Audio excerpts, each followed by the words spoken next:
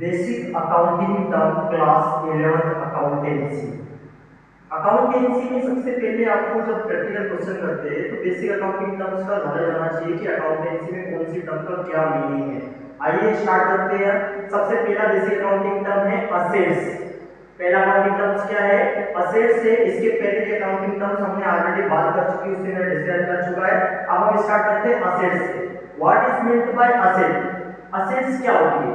Anything which can help to earn money और economic unit which are provide benefit in the future.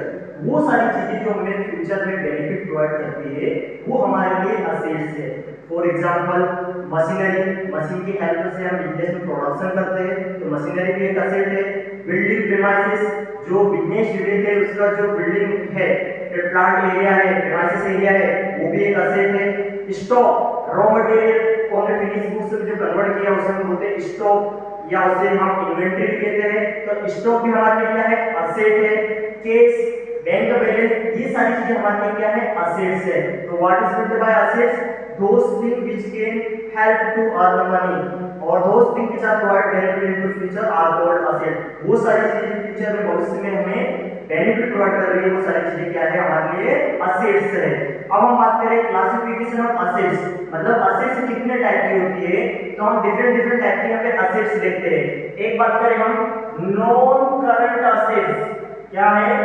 Non current assets. इसी को हम बोलते हैं fixed assets. इसी को हम क्या कहते हैं?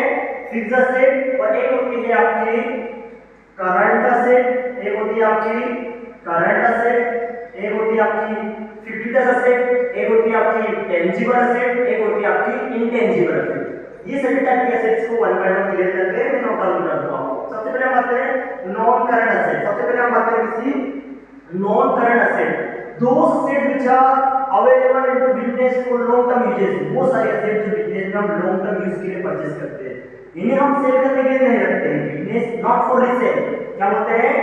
Not for resale.